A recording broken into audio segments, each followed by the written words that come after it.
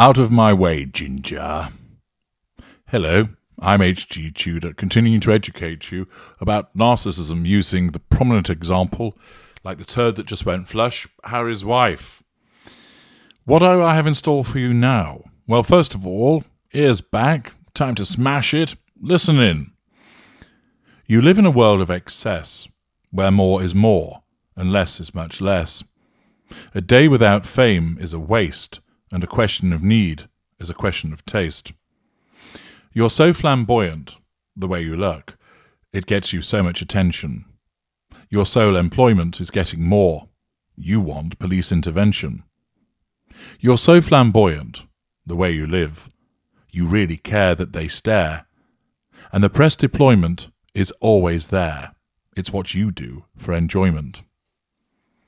You live in a time of decay, when the worth of a man is how much he can play. Every day, all the public must know where you are, what you do, because your life is a show, and you're so flamboyant, the way you live. And it's not even demeaning. You're so flamboyant, it's like a drug you use to give your life meaning.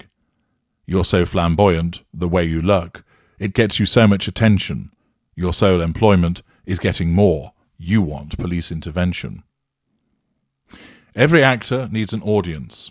Every action is a performance. It all takes courage, just you know it. Just crossing the street, well, it's almost heroic. You're so flamboyant. There you are, at another preview, in a pose, the artist and you. To look so loud may be considered tacky. Collectors wear black clothes by Issey Miyake. You're so flamboyant, the way that you look. It gets you so much attention. Your sole employment is getting more. You want police intervention. You're so flamboyant, the way you live. You really care that they stare. And the press deployment is always there. It's what you do for enjoyment. You're so flamboyant. You're so flamboyant. Now, some of you may recognise that that's the song Flamboyant by the Pet Shop Boys, Neil Tennant and Chris Lowe. And it sums up rather neatly the way that Harry's wife goes on. Like any narcissist, she needs fuel. She needs to control people and gain the character traits and, of course, those residual benefits. Some narcissists are more forthright than others, more grandiose in their behaviours, more flamboyant, more thrusting, more direct. Others are particularly passive-aggressive, still obtaining the prime aims, but less front of centre. As you know from my extensive work, through my vast depository of videos and blog articles and books and material in the Knowledge Vault, that I categorise narcissists into subschools, ranging from lower lesser all the way up to and including your glorious narrator, the Ultra. This expansive categorisation is done to demonstrate the various strands and flavours of narcissists, similarities but also differences, variations on a theme. Harry's wife, of course, is an individual, whereby she needs to get in front of everybody. It's often said that her eyes always manage to find the camera, that she has to ensure that she's the one that's in front, that everybody's looking at her. Thus she affords that sense of control and, of course, draws in the fuel. Note the instances where she's walked in front of Her Majesty Queen Elizabeth II, where she's elbowed effectively, metaphorically, Prince Harry out of the way, where she leads and then grabs his hand and pulls him alongside her. The way that she talks over people, the way that she interrupts, the way, for instance, that she brings attention to herself when the Fab Four were being interviewed and she said, basically along the lines of, "Can I say something?" She always has to be heard. She always has to be seen. And of course, we have a brilliant example of that coming up in a video analysis. I'm going to play the footage to you. There's no sound included because generally it's just the hubbub of people talking, and therefore you can't really distinguish what's being said. And it's not so much about what's being said, it's about what's being done. I'm going to play the footage for you twice so that you can watch it, examine it, and make your own minds up, and then I will go back over it and analyse it for you. And you can see if your own conclusions have accorded with my own. Here comes the footage.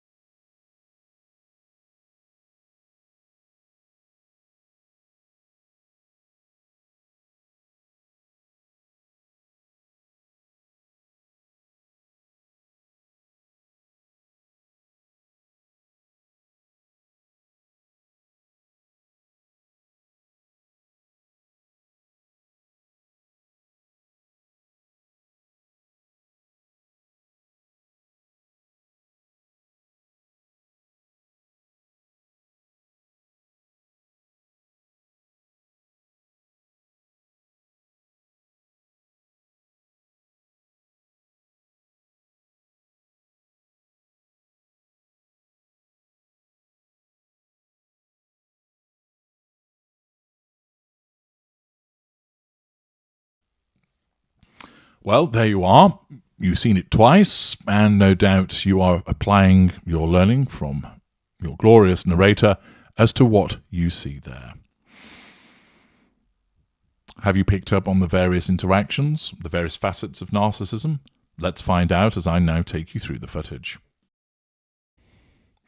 Okay, so we see Prince Harry, who's engaging and talking to various people, talking to a man, and he's saying something, and there's an exchange, and then a close-up on Harry's wife's face, which is, I'm going to step in here. And in she goes, immediately taking over, pushing Harry out of the way, as she then introduces herself to the various people that are gathered, talking to them, Harry now in the background.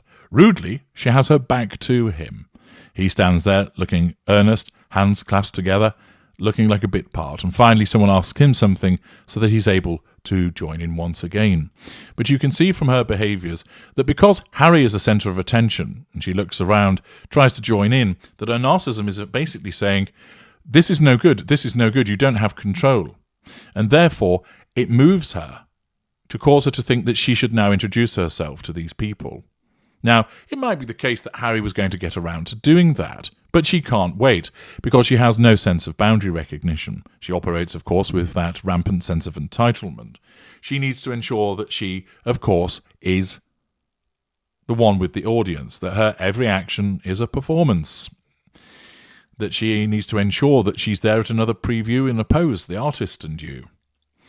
So, as we've seen from her actions, Harry's talking, he's engaging in a conversation, and then she rudely, whilst people are still talking, just dives in. You can almost see the moment of hesitation, and that she seems to seek permission. And of course, Harry's not going to stand in the way, otherwise he knows that out will come the electric cattle prod on the old pink pods later, deflating them down to the old pink pancakes. And in she goes, chat with these individuals who are either tertiary or secondary, I suspect tertiary sources, she doesn't know who they are, and immediately jumps in. And she turns her back to Harry, which is the height of rudeness. She's interjected, stolen the limelight from him, has ensured, of course, that all eyes are on her. She's drinking in the fuel that's occasioned from these tertiary sources, and makes it seem like it's all about her, which of course it has to be. She cannot stand the fact that her husband is engaging in a conversation with people. She cannot stand to one side and just patiently wait. She has to jump in. But not only, notice, she doesn't just jump in terms of talking, she physically jumps in by moving into the centre of the circle with her back to her husband, which tells him exactly what he needs to know, although he won't pick up on it, which is, you're a nobody. I'm far more important than you. She doesn't acknowledge him. She's talking away. She doesn't turn and sort of say, oh, sorry, Harry, and move back beside him. No, not at all. She's lapping up all of the fuel, the assertion of control over these individuals. And as you can see from Harry's face, he seems uncertain. He is probably thinking, well, hang on a second. But he's not going to say anything for fear of what the retribution might be. But he becomes immediately relegated as she takes over. You can see he's somewhat nervous, edgy.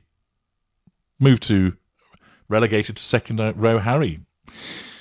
And of course, she's there lapping it all up, talking away, moving in and stealing his thunder. And at the end, Harry looks as though either someone's spoken to him or he's making a valiant attempt to try and to get back in there. So what do we see? Well, we see, of course, the threat to control posed by the fact that everybody's talking to Harry. We then see her need to assert control, both physically by moving into the centre of the group, by shaking hands with people. Yes, it's a normal greeting, but it's also a method of an assertion of control. We see her exhibiting a sense of entitlement, a lack of accountabilities for her behaviour. She is in effect devaluing Harry by this conduct, by triangulating him with the other men, by talking to them and ignoring him. She's showing a sense of entitlement by interrupting, which shows poor boundary recognition. She's demonstrating, of course, her need for fuel by engaging with these tertiary sources. She's showing an absence of accountability for her behaviour in operating this way. And, of course, there is facade management in terms of trying to be friendly and talking to these people. So, just this little snippet once again encapsulates so much of her narcissism and the way that it functions. I'm H.G. Tudor. Thank you for listening.